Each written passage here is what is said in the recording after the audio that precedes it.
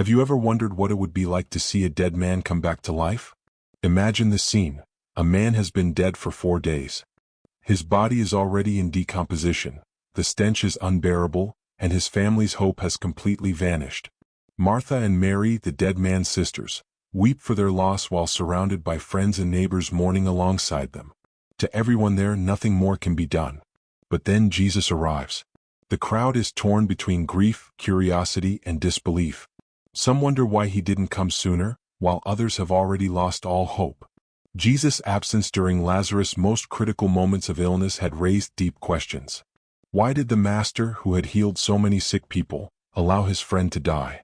His silence seemed incomprehensible to many, but it was about to become the greatest lesson on faith and the glory of God. When Jesus arrives in Bethany, he doesn't just find a dead friend.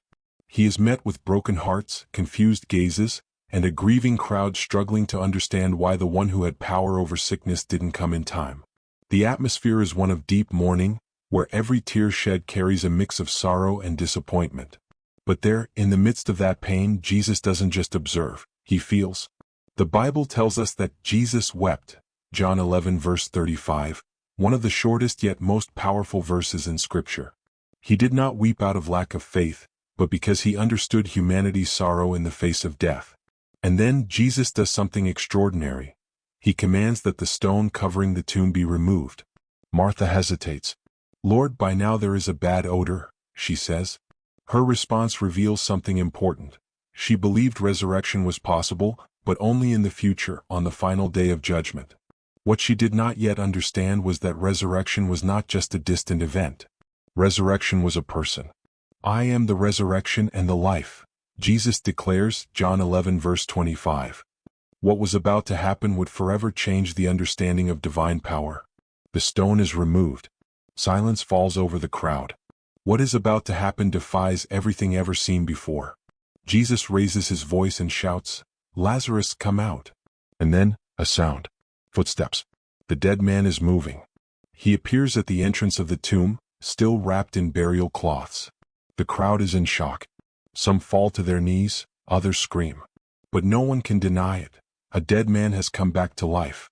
This miracle not only proves Jesus' power but also points to something even greater. Lazarus' resurrection was a preview of the ultimate victory over death, which would take place just days later when Christ himself would rise. The one who brought Lazarus back to life would also conquer the grave, not because someone called him, but by the power of his own word. Before we go any further, I want to hear from you. Do you believe in the power of resurrection? Comment below, "I believe," and share this message so we can reach more lives with this story of hope. Here we encounter one of the great mysteries of this story. If Lazarus was dead, where was his soul during those 4 days? What did he see?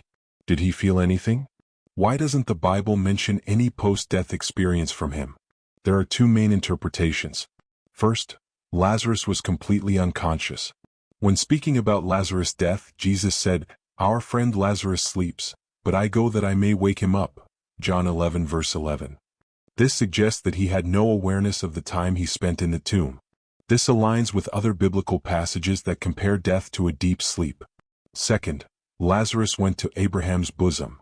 In the Gospel of Luke, Jesus tells a parable about a beggar named Lazarus who, after death, was carried by angels to Abraham's bosom, a place of rest for the righteous. Some theologians believe that Lazarus of Bethany may have been in that same place before being called back by Jesus. However, the most astonishing thing is not where he went, but where he didn't stay. Death was not the end for Lazarus, and this carries a profound meaning for all of us. Just as he was called back to life by Jesus, everyone who is spiritually dead can be revived by the power of Christ. Have you ever thought about what happens after death? Share your thoughts in the comments. The miracle of Lazarus was one of the most powerful moments in Jesus' ministry. It wasn't just a demonstration of power, it was a warning of what was to come. In just a few days, Christ himself would face death, but in a different way. No one would need to call Jesus out of the tomb. He would rise by his own authority, defeating death once and for all. Jesus showed that his power has no limits. He didn't just resurrect Lazarus. He made it clear that true life is in his hands. When he declared, "I am the resurrection and the life. He who believes in me, though he may die, he shall live," John 11 verse 25, he revealed a truth that still echoes today. Those who trust in him will never truly be dead. But this story also teaches us about faith. Martha and Mary believed that Jesus could heal their brother while he was still alive, but they couldn't imagine that he could bring someone back from the dead after 4 days. So often we limit God within our own expectations, forgetting that he has the power to transform any situation, no matter how impossible it seems. And here is the great lesson.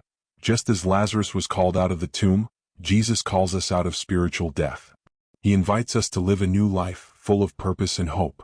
If there is something in your life that seems dead, a dream, a shaken faith, a situation with no way out, know that Jesus can restore everything. He has the power to reverse any circumstance. What Jesus did for Lazarus, he can do for everyone. Whether it's physical or spiritual death, Christ has the power to restore life. If this message touched your heart, like this video so it can reach more people. Not everyone was happy about the miracle. The Pharisees, seeing that more and more people were believing in Jesus, decided to kill him. To them, the issue was not just religious, it was also political. If the people started following him, it could lead to conflicts with Rome. The religious leaders recognized that this miracle was different. Jesus had already healed the sick, given sight to the blind, and fed multitudes, but bringing someone back from death after 4 days was extraordinary. It undeniably proved his divine power. Because of this, the Sanhedrin gathered and devised a plan to eliminate Jesus. They feared that his influence would continue to grow and threaten their authority over the people. In addition, they decided to kill Lazarus as well, for he was the living proof of Christ's power. What the Pharisees didn't understand was that no human plan could ever disrupt God's purpose. Jesus knew that his time was coming, but he was prepared to face the cross, for his mission was far greater than the interests of the religious leaders. What do we learn from this? That the truth of Christ will always face opposition, but nothing can stop the fulfillment of God's plan. Just as Lazarus heard Jesus' voice calling him out of the tomb, today Christ is still calling people out of spiritual death to live a new life with him. If you want to give your life to Jesus or renew your faith, write in the comments, "Lord, I accept you," and share this message so that more people can be reached. And if you're not yet subscribed to the channel, take this moment to subscribe now. Turn on the notification bell, and continue following these messages of faith and hope. May God bless you and see you in the next video.